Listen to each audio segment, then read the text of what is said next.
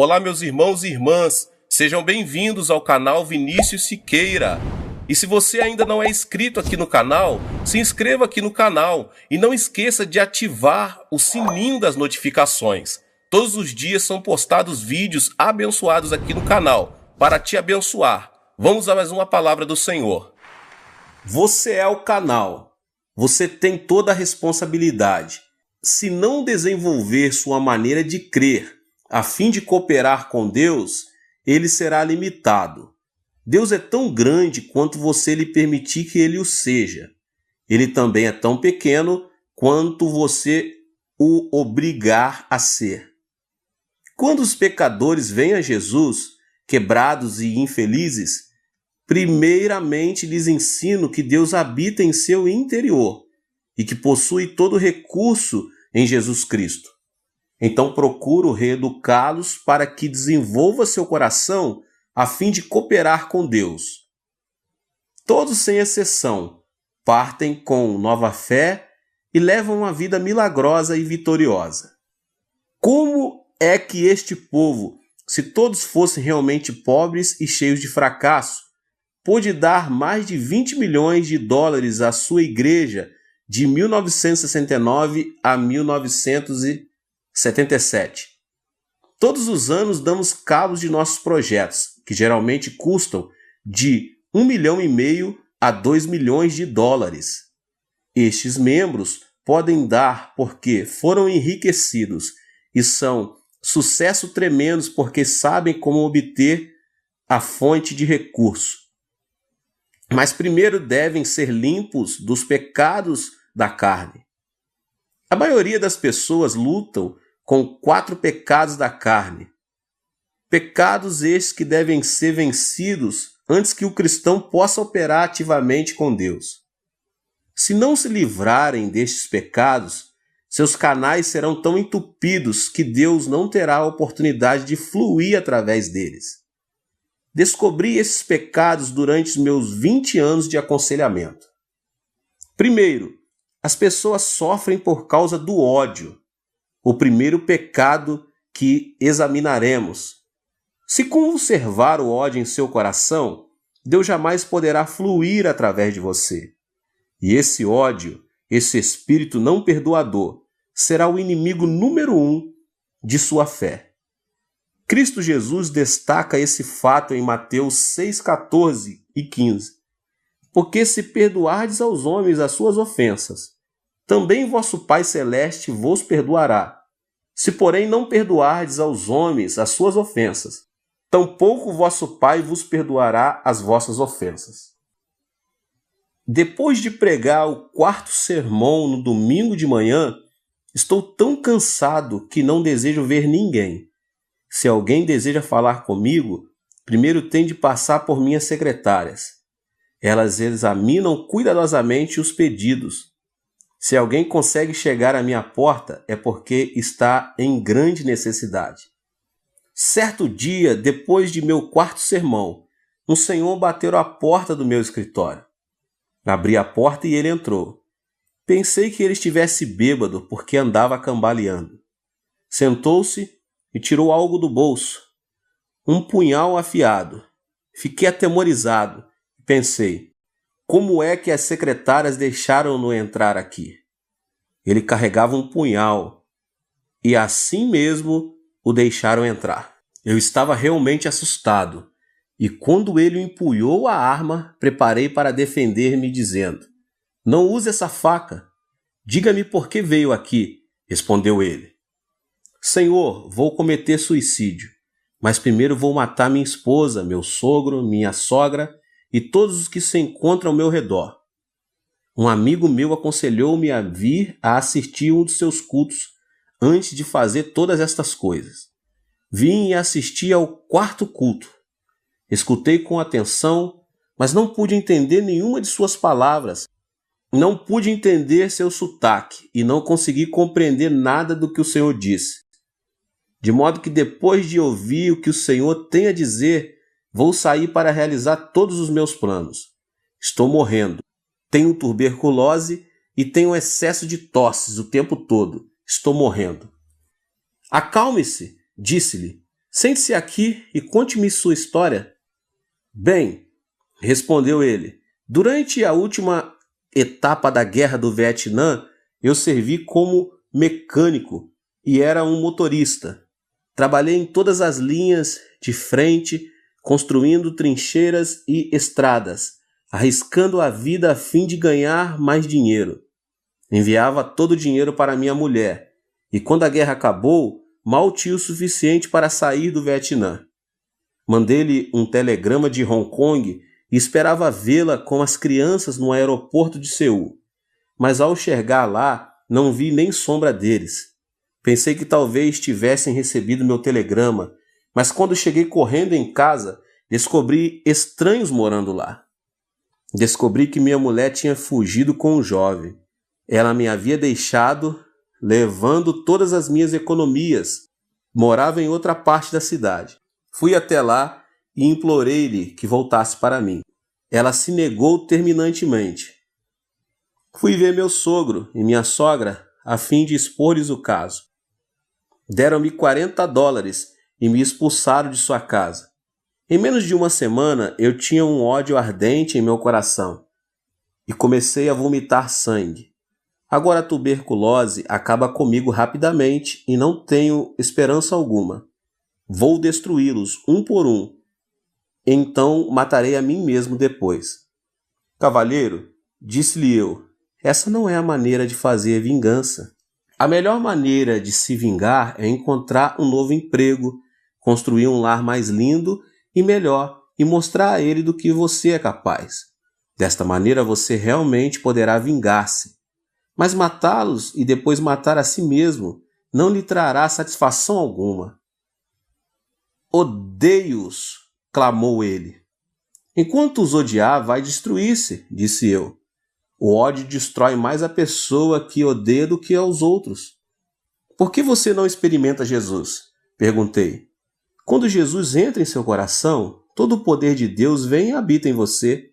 O poder de Deus fluirá através de você. Deus o tocará, o curará e restaurará a sua vida. Você poderá construir sua vida e isso seria vingança verdadeira contra seus inimigos. Enviei-o à montanha de oração, onde ele aceitou a Jesus Cristo como seu salvador pessoal. Contudo, ele não podia perdoar de todo a sua esposa. Pedi-lhe, pois, que bendizesse sua esposa. A melhor maneira de perdoar sua esposa é bendizê-la. Abençoe-lhe o espírito, alma, corpo e vida. Ore para que Deus abra as portas dos céus e derrame bênção sobre ela. Não posso abençoá-la, exclamou ele. Não a amaldiçoarei, porém não a bendirei.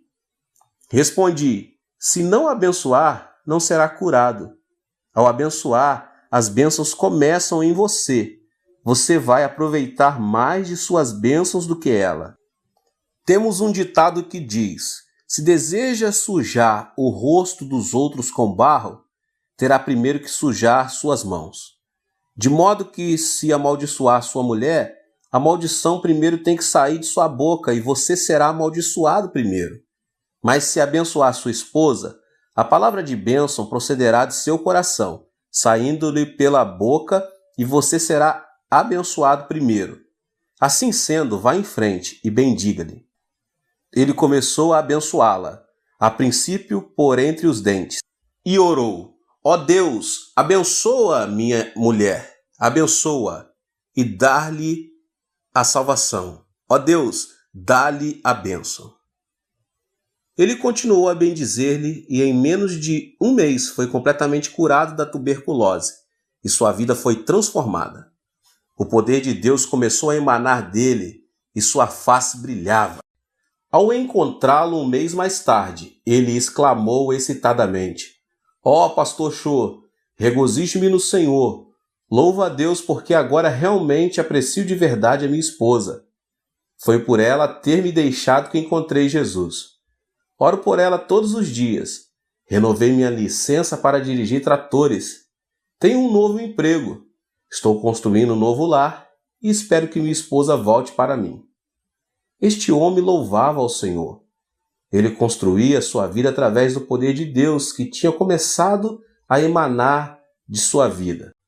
Ele estava curado de espírito e corpo. Se não se livrar de seu ódio, não poderá entrar em contato com o Senhor. Quando você sair a pregar o Evangelho, deve ajudar as pessoas a compreender isto. Certo dia, uma professora veio ver-me. Ela era a diretora de uma escola e sofria de artrite. Tinha ido a todos os hospitais, mas não tinha sido curada. Impus as mãos sobre ela, orei e repreendi a doença. Gritei, fiz tudo o que podia, mas Deus não a tocou. Muitas pessoas tinham sido curadas na igreja, mas a despeito de tudo, ela não era curada. Afinal, comecei a desistir. Mas certo dia o Espírito Santo me disse: não grite, ore e repreenda. Não posso fluir através dela, porque ela odeia o ex-marido. Eu sabia que ela se tinha divorciado 10 anos antes. Então, enquanto ela estava sentada à minha frente, eu disse: irmã, por favor, divorcie-se do seu marido. Ela olhou para mim e disse: pastor, o que o senhor quer dizer com divorciar-se de meu marido? Nós estamos divorciados há mais de 10 anos. Não, estou, respondi-lhe. Oh, sim, insistiu ela. Sim, respondi, é claro que estão legalmente, mas mentalmente você nunca se divorciou dele. Você o amaldiçoa todas as manhãs. Todos os dias você o amaldiçoa e odeia. Em sua imaginação, nunca se divorciou do seu marido. Em sua mente ainda vive com ele. E esse ódio está lhe destruindo e secando-lhe os ossos. Por causa disto, sua artrite não tem cura. Médico algum pode curá-la. Retorquiu ela. Mas ele causou-me tanto prejuízo. Quando me casei com ele, ele nunca arrumou um emprego. Esbanjou todo o meu dinheiro. Destruiu minha vida e depois foi viver com outra mulher. Como é que posso amá-lo? Respondi: amá-lo ou não é problema seu. Mas se não o amar, morrerá de artrite. A artrite somente será curada pelo poder de Deus. O poder de Deus jamais cairá do céu como um meteoro a fim de tocá-la e curá-la. Não, continuei. Deus habita dentro de você. Ele vai emanar de seu interior e curá-la. Mas seu ódio impede o fluxo do poder de Deus. Por favor, comece a bendizer seu marido. Bendiga seu inimigo e faça bem a ele. Então aprenderá a amá-lo e criar um canal pelo qual o Espírito de Deus vai fluir e tocá-la. Ela tinha o mesmo problema do homem que sofria de tuberculose. Chorando, ela disse: não posso amá-lo. Pastor, por favor, perdoa-me. Não o odiarei, mas não o amarei. Você não pode parar de odiá-lo senão o amar, respondi. Veja seu marido através da imaginação. Toque-lhe e diga-lhe que o ama e o abençoe. Uma vez mais, ela relutava, de modo que fiz uma oração por ela. Ela chorava mordendo os dentes. Mas, afinal, começou a sentir amor por ele e, orando, pediu a Deus que o abençoasse, que o salvasse e que lhe desse todas as boas coisas. O poder de Deus começou a fluir através dela e ela foi tocada. Em menos de 3 meses foi libertada da sua artrite. Sim, Deus habita em você, mas se você não se livrar do ódio, esse inimigo, o poder de Deus não poderá fluir por seu intermédio. Muitas pessoas vivem o temor. É nossa responsabilidade como cristãos ajudar essas pessoas a livrar-se deste medo, o segundo pecado neste grupo de 4 que estamos falando. Também já sofri de tuberculose. Sofri de tuberculose porque estava constantemente vivendo sob o temor da tuberculose. Na escola secundária, eu tinha uma aula na qual devia lidar com garrafas de álcool, com ossos e intestinos humanos. A simples vista dessas garrafas enchia-me de pavor. Certa manhã, o professor de biologia falava sobre a tuberculose. Naquela época não havia remédios miraculosos, e o professor disse que se contraísse tuberculose estaríamos perdidos, e nossos intestinos teriam a aparência do que estávamos naquelas garrafas, para o resto de nossa vida. Falou dos perigos da tuberculose e no final da aula disse: há pessoas que nascem com tendência para a tuberculose. Homens com ombros estreitos e pescoços compridos são mais propensos a contrair tuberculose. Todos os alunos começaram a esticar os pescoços e a medi-los como se fossem cegonhas. Olhando para os meus companheiros, vi que eu tinha o pescoço mais comprido de todos. Imediatamente tive o pressentimento de que contrairia tuberculose.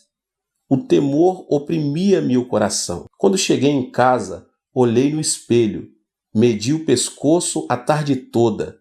O temor invadiu-me e comecei a viver sobre agudo temor da doença. Quando completei 18 anos de idade, sofri de tuberculose. O semelhante atrai o semelhante, e o igual produz seu igual. Se a pessoa tiver medo, o diabo tem um canal aberto para qual atingi-la. Temor é fé negativa. De modo como eu tinha medo da tuberculose, contraí tuberculose, e à medida que vomitava sangue, dizia a mim mesmo: sim, é exatamente isto que eu esperava. Eu tinha lido em certo periódico médico da Coreia que muita gente morre por hábito. Pensava comigo mesmo: como é que a gente pode morrer por hábito? Esses médicos não cristãos falavam do importante papel que o medo tem em nossa vida. Por exemplo, um homem de apenas 50 anos de idade, já avô, morreu de pressão alta. Seu filho, chegando aos 50 anos de idade, morreu de pressão alta. Ao chegar aos 50 anos de idade, no instante em que sentia alguma tontura, ele há de pensar: isso é um ataque de coração. Se sentir alguma dor no peito, espera imediatamente outro ataque. Vive cada dia com o seu temor e expectativa. O medo cria esta situação em seu corpo, e logo ele está de morrer de um ataque cardíaco. Muitas mulheres morrem por causa do medo do câncer. Certa mulher poderia dizer: bem, minha tia morreu de câncer, minha mãe morreu de câncer, de modo que com certeza também morrerei de câncer. Quando essa mulher chegar à mesma idade na qual sua tia e sua mãe faleceram, e sentir qualquer tipo de dor, poderá dizer: isto é o câncer. Certamente está chegando meu tempo.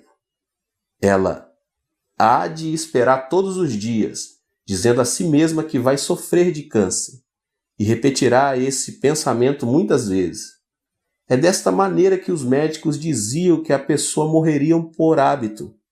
Se a pessoa tiver um temor específico, então o poder da destruição começará a fluir. Em 1969, quando Deus me pediu que renunciasse ao pastorado de minha segunda igreja, eu tinha 10.000 membros batizados com uma assistência regular de 12.000. Eu vivia feliz, sentia-me bem satisfeito. Tinha uma linda casa, uma esposa maravilhosa, filhos, carro do último modelo e até chofer. Então eu disse: Deus, vou ficar nessa igreja até que os meus cabelos se tornem brancos. Mas certo dia, enquanto estava orando em meu escritório, o Espírito Santo veio e disse: Chu, seu tempo aqui terminou. Você deve preparar-se para mudar. Senhor, disse eu, mudar-me? Já comecei uma igreja e esta é a segunda que começo e edifico. Desejas que eu vá abrir um terceiro trabalho? Por que deve ser sempre eu que dê início a novas obras? Estás escolhendo a pessoa errada. Dize a outro que vá. Assim comecei a discutir com o Senhor. Ninguém, entretanto, deve argumentar com Deus, porque ele sempre tem razão. Finalmente, Deus persuadiu-me dizendo: você deve ir e edificar uma igreja com espaço para 10.000 pessoas. Uma igreja que possa enviar pelo menos 500 missionários. Pai, repliquei, não posso fazer isso. Tenho pavor mortal de edificar uma igreja desse tamanho. Mas Deus disse, não.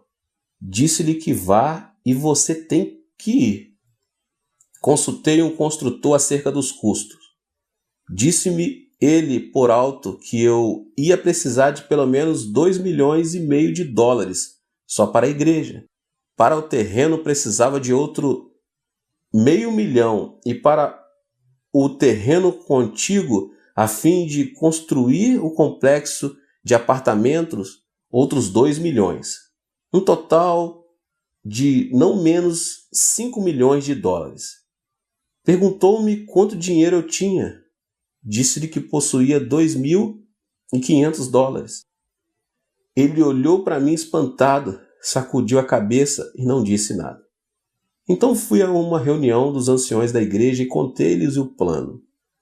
Certo ancião disse, pastor, quanto dinheiro o senhor vai conseguir nos Estados Unidos? Nenhum centavo, disse-lhe eu. Disseram, o senhor é um bom homem, um ministro genuíno, mas não é homem de negócios. Não é assim que se constrói uma igreja em um complexo de apartamentos.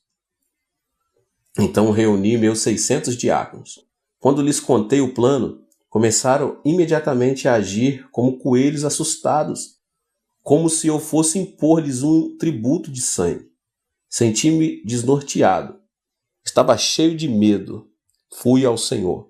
Senhor, ouviste todas as palavras dos anciões e diáconos. Estão todos de acordo, de modo que o Senhor tem de pensar sobre este assunto de novo. Então o Espírito Santo falou ao meu coração, filho, quando foi que lhe pedi que fosse falar aos anciões e com os diáconos? Então, eu não devia? Perguntei. O Espírito respondeu, mandei que você construísse uma igreja, não que a discutisse. Esta é a minha ordem. Levantei-me dizendo, sim, se esta é a tua ordem, cumpri-la-ei. Fui à prefeitura e comprei a crédito quase 2 hectares no campo mais caro, situados em frente ao edifício do Congresso, um dos lugares mais cobiçados de toda a Coreia. Depois fui ao construtor e assinei um contrato com ele para a construção da igreja e do complexo de apartamento. Tudo a crédito. Pensei com meus botões. Eles construirão a igreja. Eu confiarei em Deus e verei o que acontece. No dia em que comecei as obras, fizemos um culto especial. Finalizado o culto, fui ver como as coisas andavam. Pensei que os trabalhadores abririam umas poucas valas e que ali começariam a colocar o cimento para os alicerces, e que em pouco tempo o edifício estaria terminado. Mas havia dúzia de tratores trabalhando e cavando a terra como se fossem fazer um lago. Fiquei louco de medo e perguntei, pai, como vês estes homens estão escavando? Eu terei que pagar por tudo isso. Não posso. Fiquei paralisado de medo. Meus joelhos começaram a tremer e pela imaginação me vi sendo levado num carro da polícia. Ajoelhei-me e orei. Ó Deus, o que posso fazer? Onde devo me enfiar? Onde estás tu? Sei que és o recurso total e coloco minha confiança em ti. Enquanto orava, tive uma visão de Deus trabalhando e o medo me deixou. Quando abri os olhos e de novo vi as obras, voltei e senti-me cheio de medo. Por isso, durante o tempo que a construção durou, vivi mais com os olhos fechados do que com os olhos abertos. O mesmo princípio é verdadeiro em muitas situações. Se você olhar para as suas circunstâncias com seus olhos e com seus sentidos, Satanás o destruirá com temor. Mas se fechar os olhos e olhar para Deus, então poderá crer. Há 2 tipos diferentes de conhecimento: conhecimento sensório e conhecimento revelado. Devemos viver pelo conhecimento revelado, encontrado do Gênesis ao Apocalipse, não por conhecimento sensório. Devemos instruir as pessoas a desistirem do temor de seu ambiente, de suas circunstâncias. Se não o fizerem, não poderão desenvolver a fé, nem Deus poderá fluir através delas. Peça-lhes que lhes entregue seus temores ao Senhor. Ensine-lhes a colocar sua fé somente na palavra de Deus. Muitas pessoas vivem com complexos de inferioridade e estão completamente frustradas. Esse sentimento de inferioridade é a terceira área problemática que discutirei agora nesta pregação. Se as pessoas sentirem-se inferiores por viverem numa área de favelas, você não as poderá tirar dali. Talvez tenham fracassado em seus negócios e se resignaram a ser fracassos. Mas enquanto tiverem essa atitude, você não as pode ajudar. Você deve pedir que cada um entregue seu complexo de inferioridade a Deus e permita-se ser reconstruído pelo amor de Deus. Certo dia, um menino matou o irmão menor com uma faca. A notícia causou sensação imediata. Os pais amavam o menino falecido com grande ardor. Louvavam-no constantemente na presença do seu irmão maior. O irmão maior começou a sentir-se desprezado e inferior. Certo dia, quando os pais estavam fora, o irmão menor chegou da escola e o mais velho o matou. O complexo de inferioridade é muito destrutivo. Uma vez sofri de um complexo de inferioridade. Depois de lutar durante 2 anos em meu primeiro trabalho pioneiro, a igreja começou a crescer. Mas em uma igreja muito barulhenta, uma verdadeira igreja pentecostal. Muita gente recebia o batismo no Espírito Santo e muitos eram curados de diversas doenças. Certo dia, o executivo principal de nossa denominação mandou chamar-me. Nesta época, eles estavam em meio caminho entre os pentecostais mais ardorosos e os presbiterianos mais conservadores. Perguntaram-me: "Você realmente está orando pelos enfermos e fazendo com que as pessoas gritem e falem outras línguas em seus cultos?" "Sim", respondi. "Você é um fanático", asseveraram. "Não sou fanático. Faço tudo de acordo com o ensino bíblico", defendi-me. Depois de discutir este assunto, cassaram-me a licença ministerial, me mandaram embora. Fui expulso de minha própria denominação. Depois de algum tempo, o missionário John Huston veio e me levou de volta. Ao ser expulso, fui atingido por sentimentos de inferioridade. Esse complexo de inferioridade produziu em mim um sentimento de destruição. Foi-me difícil sair dessa situação. Na época em que os membros da comissão executiva me expulsaram, entretanto, não sabiam que certo dia eu seria superintendente-geral dessa mesma denominação. Esse foi um cargo que ocupei até recentemente. Quando fui eleito para esse cargo, tínhamos somente 2.000 membros. Aplicando as leis da fé e ensinando aos pastores, tive um rápido crescimento. Quando pedi demissão do cargo, as estatísticas revelaram que a denominação contava com total de 30 igrejas e com mais de 200.000 membros. Devemos lidar com os que se sentem capazes de vencer na vida. Devemos tirá-los de sua depressão e pessimismo, edificá-los no amor de Jesus Cristo e dar-lhes fé, dizendo-lhes que nada é impossível ao que crê. Devemos curá-los e treiná-los. Logo eles se desfarão de seu sentimento de inferioridade. Certo domingo de manhã, enquanto pregava no segundo culto, vi um homem que eu sabia estar mentalmente doente. Ele foi trazido com os pés e mãos amarrados.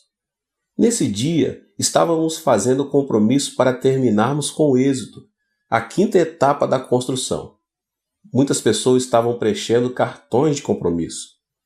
Quando esse homem recebeu um cartão, ele o preencheu com a quantia de $100. Sua esposa riu quando os diáconos passaram para recolher as ofertas. "Não acredite nele", disse ela. "Ele está doido." Mas depois do culto, quando o fui ver, ele estava completamente curado pelo poder do Espírito Santo. Estava de novo em perfeito juízo, plenamente consciente do que fazia e dizia. Tinha sofrido de um profundo complexo de inferioridade. Explicou: eu tinha uma fábrica de fertilizantes, mas fui à falência. Fiquei tão preocupado que perdi a razão. Então, levaram-me para um hospital psiquiátrico, onde recebi uma série de eletrochoques. Mas nunca me curaram. Mas enquanto eu estava sentado ali ouvindo as suas palavras, subitamente saí de meu estado mental e tive consciência da realidade. Perdi meus amigos, meu prestígio e meu crédito. Tenho uma montanha de dívidas. Não posso fazer nada. Não sou ninguém. Você é alguma coisa, disse-lhe eu. Você não é inferior. Você veio a Jesus e agora todo o poder de Cristo e todos os seus recursos residem em você. Você é um homem de Deus. Levante-se vitoriosamente. Você tem dentro de si todo o poder e todos os recursos de Deus à espera de serem liberados. Que tipo de trabalho posso fazer? Perguntou-me. Não sei, respondi. Mas continue a ler a Bíblia e a orar. Certo dia ele voltou cheio de entusiasmo. Pastor, li o versículo da Bíblia que diz sermos o sal da terra e a luz do mundo. Que lhe parece eu entrar no negócio de vender sal a varejo? Se você acredita nisso, vá em frente, disse eu. Faça-o. Ele se foi e começou a vender sal em pequena escala. Pagou seus dízimos, pagou a promessa que tinha feito e regozijava-se muito no Senhor. Deus começou a abençoá-lo e seu negócio de vender sal prosperou muito. Com o passar do tempo, ele construiu um grande armazém à beira do rio, onde colocou um capital de $500 em sal. Mas certa noite de verão chovia torrencialmente e pela manhã, quando me levantei, a área toda estava inundada. O armazém dele estava inundado. Fiquei apreensivo. Nesta tarde, depois da parada da chuva, corri à casa dele. Outros artigos e materiais podem ser recuperados depois de uma inundação. Mas o sal é o muito amigo da água. Ao entrar no seu armazém, vi que todo o sal tinha desaparecido. O homem, agora ancião de minha igreja, estava sentado no meio do depósito, cantando e louvando a Deus. Entrei sem saber se ele estava em perfeito juízo ou não. Cheguei-me a ele e perguntei: você está bem ou está louco? Pastor, estou perfeitamente bem, sorriu ele. Não estou louco. Não se preocupe. Perdi tudo. Deus o levou. Mas como o Senhor sempre me tem dito, os recursos todos estão dentro de mim. A água pode lavar meu sal, mas não pode desfazer os recursos da presença de Deus que habita em mim. Posso fazer brotar esses recursos novamente através da fé e da oração. Espere só. Dê-me um tempo. Levantarei meus negócios de novo. Já não sofria de nenhum complexo de inferioridade. Estava cheio de confiança. Hoje, ele é um multimilionário e continua a vender sal. Também começou a fábrica de relógios e tem sua fábrica própria. Ele já me acompanhou a Los Angeles, a Vancouver e a Nova York. Recentemente fez uma viagem à Europa. Este homem é somente um exemplo de como podemos ajudar as pessoas a se livrarem de seus sentimentos de inferioridade, dando ênfase a todos os recursos de Deus que lhes estão à disposição.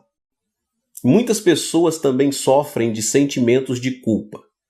Este é o quarto problema que deve ser vencido antes que o cristão possa trabalhar ativamente com Deus. Pois enquanto a pessoa sofrer de culpa, Deus jamais poderá fluir através dela. Precisamos ajudar as pessoas a se livrarem de seus sentimentos de culpa. Precisamos fazê-las compreender que quando se sentem indignas e cheias de culpa, simplesmente poderão vir ao Senhor e Ele as limpará. Certo dia eu estava em meu escritório, quando entrou um lindo casal. O homem era uma pessoa muito elegante e sua esposa uma senhora adorável.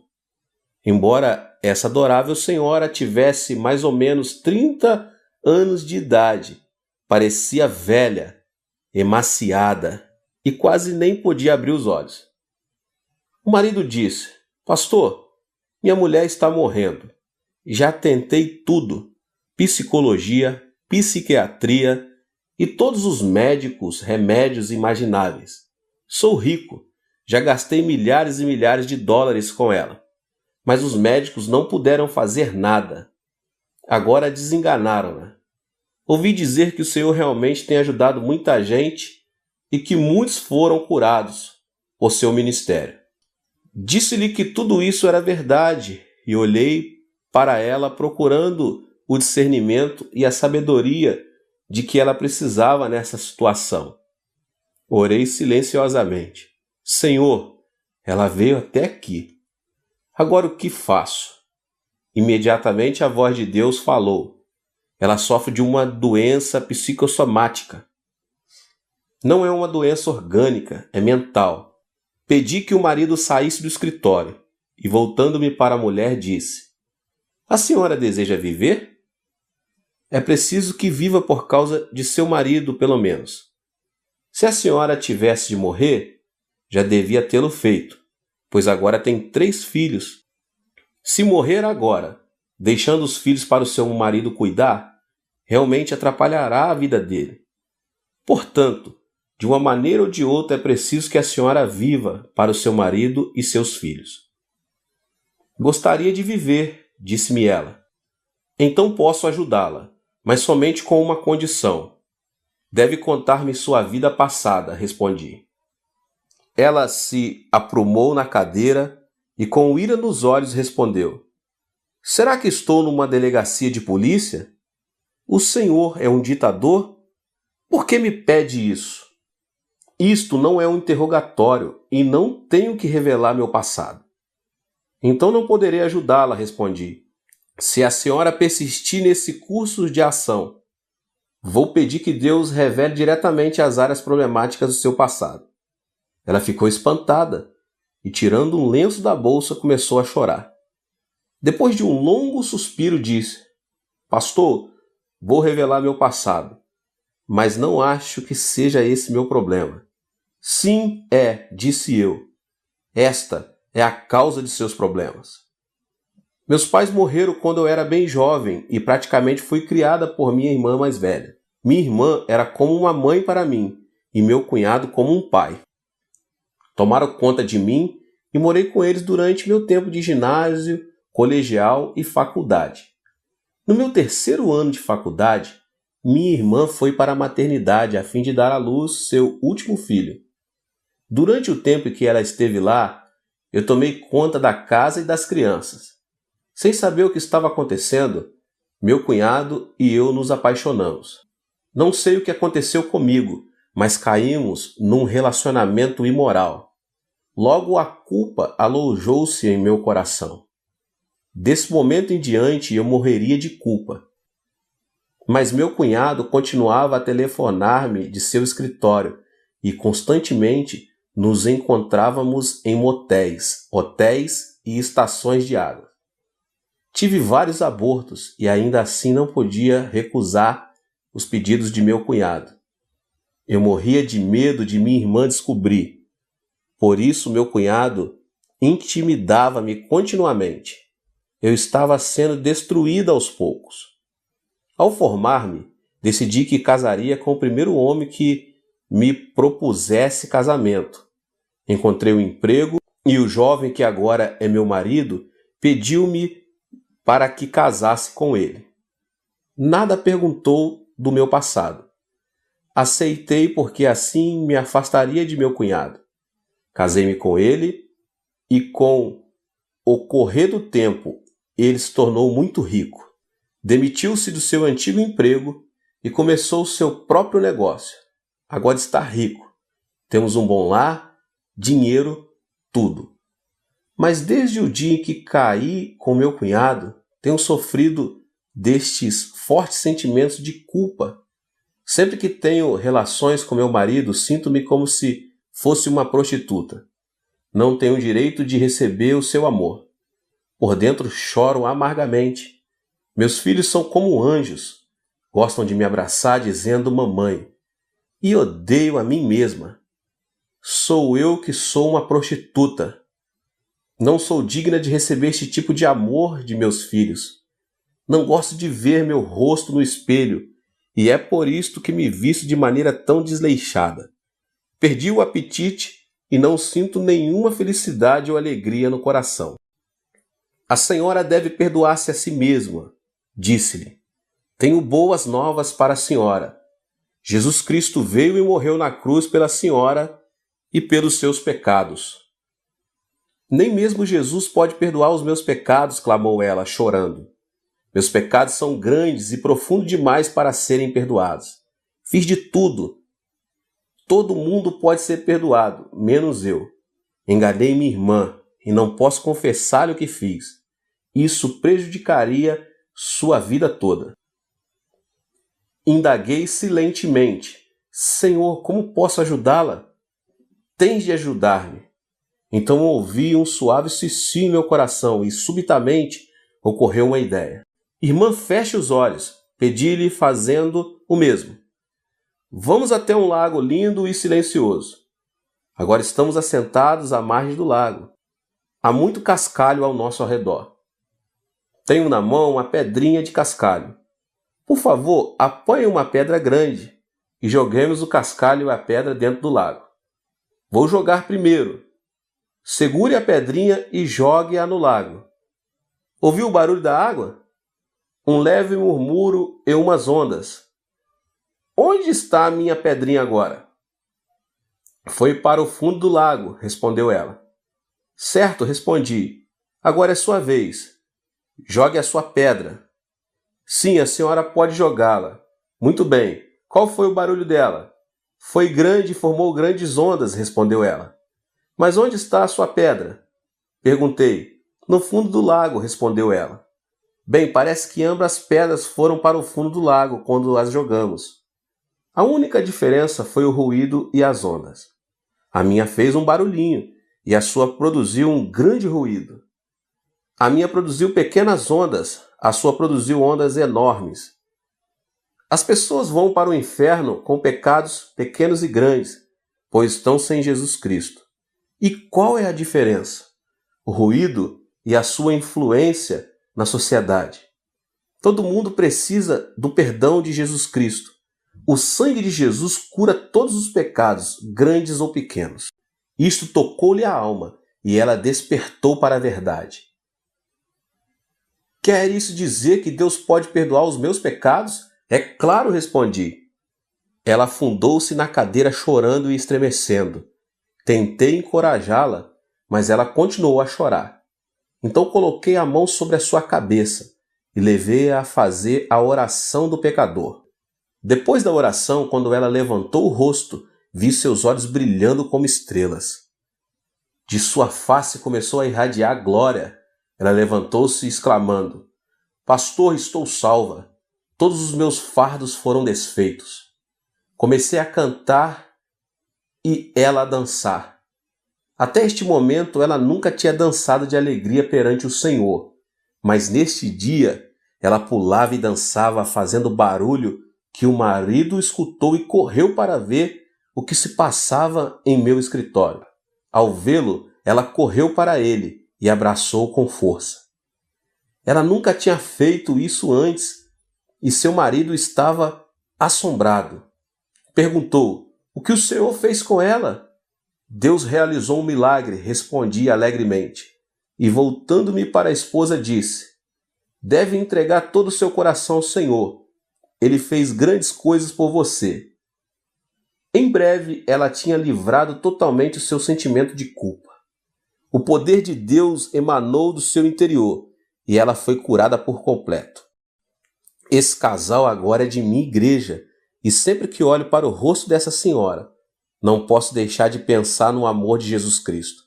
Agora ela não tem doença alguma, foi completamente curada.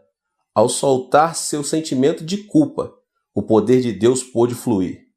Irmãos e irmãs, em Cristo, neste instante, vocês têm todo o poder de Deus dentro de vocês podem recorrer a esse poder por seus gastos, suas roupas, seus livros, sua saúde, seu negócio, finanças, estudos e tudo.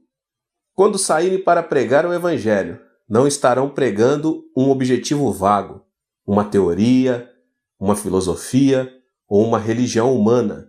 Na verdade, estarão ensinando as pessoas a destapar o manancial inesgotável dos recursos morais e espirituais.